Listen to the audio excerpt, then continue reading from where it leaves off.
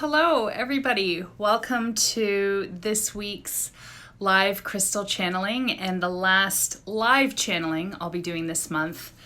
I'm happy that I'm on here because it seems that there's been some connectivity issues in the Instagram world today. So hopefully this channeling goes okay and our signal isn't interrupted.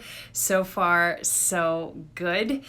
So this week's crystal that I am channeling is Obsidian, black Obsidian. And this is a particularly interesting piece because it also has some silver shimmer in it, which I have found, at times does affect some of the frequency and some of the energy that comes through and how you work with the crystal.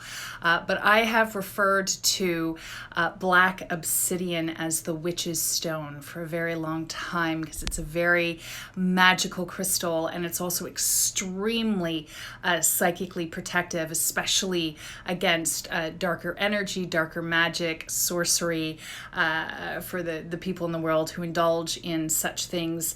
But it's also a really powerful crystal in terms of our shadow selves and bringing up to the surface that which we need to start seeing and integrating in order to heal and become more fully whole. So without further ado, I'm going to begin the black obsidian crystal channeling, and we'll see how it goes.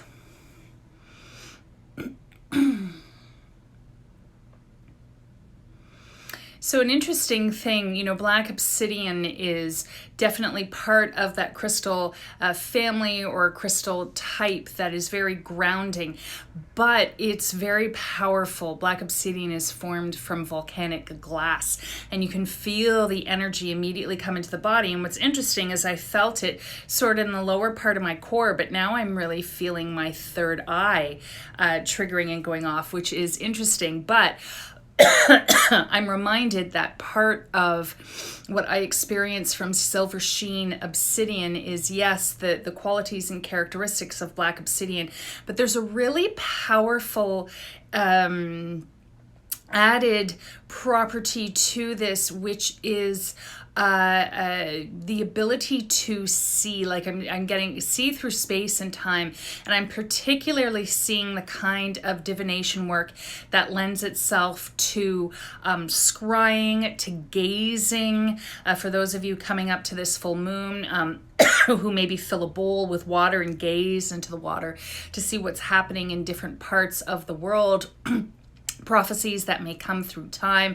Definitely for those of you who are practice remote viewing, channeling. Remote viewing, of course, can be done from really poor intentions, negative intentions, harmful intentions, but it's also a really, really powerful skill for healers to develop who are doing work from distance.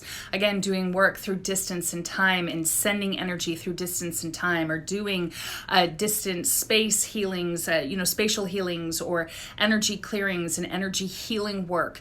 The more that we become global, the more that we connect online and connect with people in different parts of the world, the more a lot of us are being called to be able to do distance healing work and distance energy clearing work. I certainly did a bit of that in my time. It's something that a lot of my pro crystal healer students are interested in cultivating as well. So that's where the ability for remote viewing, for seeing through space and time, for channeling through those realms of frequency becomes really beneficial and very powerful. And this is a really great crystal to work with because, again, we've got, when we get that silver sheen, we're tapping into some of that lunar energy, the divine feminine energy that's very connected with the color silver, the color white, and seeing, being the light that sees through the darkness. And that it sort of brings me back down. It sort of dropped me back into the lower body energy, which is not to say high and low is good or bad. Those are associations and projections that we humans make ourselves. Energy is energy. Where it flows, what it does is part of its own, sort of masterful design, but it's dropped me back down into, I'd say, I want to say the lower part of my body, almost like physically lower, but when I really tune into it, it's not so much that it's lower physically, but I'm moving lower down into the different sort of strata and lower spectrum, if you will, of the emotional body. And again, if we think in a linear way, we can think that that's very much associated with our physical lower bodies. But actually, it's not. It's sort of in this kind of neutral, sort of centered place where all energy is, and you just kind of go where you need to go. The emotional body, and this is where Black Obsidian really kind of comes into play. We're really tapping into the emotional body that's very powerfully connected to the psyche, to the shadow self, to our subconscious selves, where emotions really tend to reign. And one of the things that I've found incredibly powerful and beneficial in my crystal healing work over the years is how crystal energy is able to go right there into the psyche, into the subconscious, into the emotional body and the lower emotional body, if you will, into the shadow self. Whereas in talk therapy, hypnotherapy, other ways, there's so many other ways that we kind of have to work around that to try and get in there. But with crystals, it's very instant. And so I'm really kind of being brought into that shadow self place and being reminded that while shadow healing work can be challenging, to say the least, because we're essentially facing our shit, right? So it's challenging, it's painful, there can be trauma there's a lot of shame, there's a lot of regret, there's a lot of, really kind of uncomfortable feelings about ourselves and insecure feelings about ourselves. But when we hold that down, so much of our power, our personal power, empowerment, embodiment gets trapped down there with it.